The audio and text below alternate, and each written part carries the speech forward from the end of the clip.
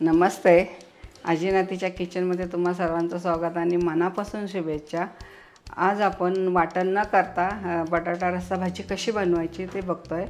ही भाजी एकदम सोपी आहे बनवायला. नवीन लग्न झालेल्या मुली असतात त्यांना ही सहज भाजी घरच्या साहित्यात बनवायला एकदम सोपी आणि खायला एकदम छान आणि रुचकर लागते ही भाजी. तर तुम्हाला जर ही रेसिपी आवडली असेल तर लाईक करा, कमेंट करा, सबस्क्राईब करा. तर आता ही भाजी बनवण्यासाठी मी काय काय साहित्य घेतलं ते दाखवते. इथं घेतलं आहे मी कांदा चिरून, हा लसूण आहे, हा लसूण मी टेचून घेतला आहे. 2-3 लसणाच्या पाकळ्या त्या टेचल्यात, कढीपत्ता आहे, हे 2 बटाटे आहेत, टमॅटो आहे. फोडणीसाठी मोहरी, जिरी, हिंग, हळद, लाल तिखट आणि हा गोडा मसाला आहे, मीठ आणि ओलं खोबरं आहे आणि कोथिंबीर. जर तुमच्याकडे ओलं खोबरं नसेल तर भाजलेल्या शेंगदाण्याचा कूटसुद्धा चालेल, किंवा कूट नसेल तर 2 चमचे डाळीचं पीठ तरी कांद्यामध्ये टाकलं ना तर ही भाजी खूप छान लागते. फोडणी घालण्यापूर्वी आपलं तेल छान तापलं की नाही ते बघायचं असतं. मग आपली जर तेल चांगलं तापलं आणि फोडणी छान खमंग बसली तर आपली भाजी एकदम रुचकर आणि चवदार होते. तर इथं माझं तेल तापलेलं आहे. त्याच्यात घालूया आपण मोहरी. तेलात मोहरी टाकली की तडतडली पाहिजे, म्हणजे आपलं तेल छान तापलं आहे. हो बघा, लगेच मोहरी तडतडली आहे. आता जिरे, हिंग, आपण हा लसूण ठेचून घेतलेला आहे, आता तो फोडणीत घालू. त्याच्यावर कढीपत्ता आणि हा कांदा. बघा किती छान फोडणी बसली लसणाची. ती फोडणी छान बसल्यामुळं ते लसूण बिसून इतका घमघमाट सुटला त्या लसणाचा. आता हा कांदा छान तांबूस रंगावर परतण्यासाठी आपण याच्यात थोडंसं मीठ घालूया, म्हणजे आपला कांदा लवकर परतून होतो. आता इथे आपला छान असा कांदा परतत आलेला आहे. तांबूस रंगावर कांदा परतायचा. असा जर परतला तर तुमचा जर कांदा जर कच्चा राहिला तर भाजीला चव येत नाही आहे, ती भाजी आपली चांगली होत नाही. मोठ्या गॅसवर पण नाही कांदा परतायचा, कारण तो एकदम करपून जातो, मग त्याचा करपट वास येतो. आणि असं मंद आचेवर जर तुम्ही कांदा परतून घेतला तर छान असा मऊ आणि तांबूस रंगावर परतला आहे. तर आपण याच्यात घालून घेऊया टमॅटो.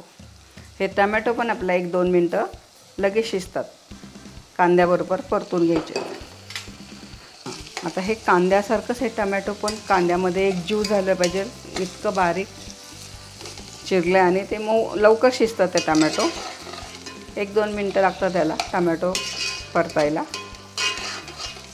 आता इथं टमॅटो टाकलं होतं, कांदा आणि टमॅटो छान एकजीव झाला आहे आणि त्याचा इतका खमंग सुवास दरवळतो त्या मसाल्याचा. तर आपण ह्याच्यात मसाले टाकून घेऊया.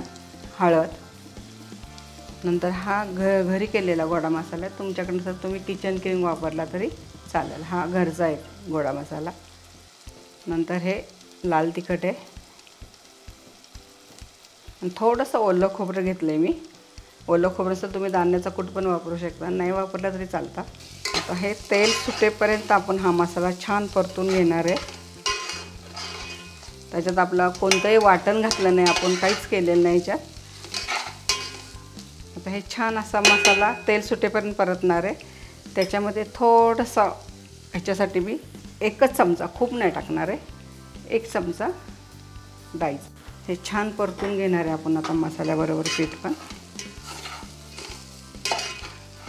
चला, हे छान असे ते मसाले परतून झालेले आणि माझा बटाटा पण छान उभ्या काप करून झालेले. तर हा बघा, तेल सुटेपर्यंत आपण मसाला परतला आहे. तर ह्याच्यात डायरेक्ट आपण हे घालणार नाही. मी इथं गरम पाणी केले, थोडं गरम पाणी टाकायचं आहे आणि हा मसाला परतून घ्यायचा.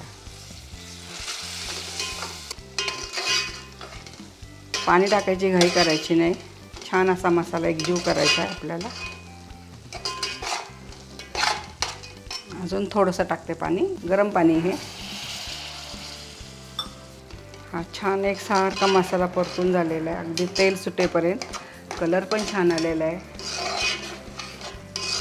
आणि मसाल्याचा इतका सुगंध सुवास दरवळतो आहे. तर हा आपला छान मसाला परतून झालेला आहे. बटाटा कधीही कापून नाही ठेवायचा किंवा कापून पाण्यात पण नाही ठेवायचा. तुम्हाला ज्या वेळेस लागतो त्यावेळेस बटाटा कापायचा आणि डायरेक्ट फोडणीमध्ये टाकायचा. तर हा माझा बटाटा झालेला आहे. तर हा 1 मिनटं आपण मसाल्यामध्ये परतून घेऊ. आणि जर आपण घाई बटाटा पाण्यामध्ये कापून ठेवतो की चल तेवढा वेळ वाचेल, तर तसं नाही. बटाटा जर पाण्यात ठेवला तर त्याची चव जाते, त्या बटाट्याची चव राहत नाही. बघा आपला किती छान मसाला झाला आहे. आपलं कोणतं वाटण नाही, काही नाही, काहीच घातलं नाही आपण ह्याच्यात, साधा केलेला आहे. आता हे बटाटा पण आपला छान, त्यात आपण गरम पाणी घालूया. तुम्हाला कसं हवं रस्सा त्या पद्धतीने तुम्ही पाणी घाला. तर हे आम्हाला रस्सा भाजी करायची, पण थोडंसं पाणी जास्त टाकते मी. बघा किती छान आला आहे कलर बिलर, खूप छान झाली आहे भाजी. जरी ऐन टायमाला घरी पाहुणे येतात, काय करायचं आपली तयारी नसते. ही पटकन होणारी भाजी आहे. ह्याला वाटण नाही केलं आपण, काहीच केलेलं नाही आहे. तर शेवटी घालूया आपण मीठ. तवंग आल्याला सगळं झाकणार चिटकून जातं, उकळल्यामुळे त्याचा तवंग निघून जातो. तर ह्या पद्धतीने 15 ते 20 मिनटं आपण भाजी ही शिजवून घेऊया. आणि बटाटा एक खूप वेळ नाही लागत शिजायला, लगेच शिजतो हा बटाटा. चला इथं 15 मिनटं ही बटाटा रस्सा भाजी शिजवून झालेली. किती छान झाली आहे, तवंग पण छान आला आहे रंग. आणि त्याचं आपण कसलंही वाटण घातलेलं नाही आहे, साधी भाजी केली, पण त्याचा इतका खमंग स्वाद दरवळतो आहे. तर आता आपली राहिली बटाटा शिजला की नाही हे असं बघा, आपली सुरी. ही झटपट होणारी भाजी आहे, किती पाहुणे येऊ द्या असं पटकन केलं. आता ही भाजी आपली शिजली आहे, तर आपण ह्याच्यात टाकणार आहे कोथिंबीर. किती छान दिसते कोथिंबीर टाकल्यावर. ही झटपट होणारी भाजी आहे आणि खायला पण छान लागते. ही तुम्ही भाकरीबरोबर खाऊ शकता, चपाती किंवा भाताने, साधा पांढऱ्या भातावर पण ही बटाटा रस्सा भाजी खूप छान लागते. आणि डब्याला न्यायला तर छानच आहे, जास्त हे पण नाही, रस्सा पण नाही, काही नाही, अशी लपथपीत झालेली भाजी आहे.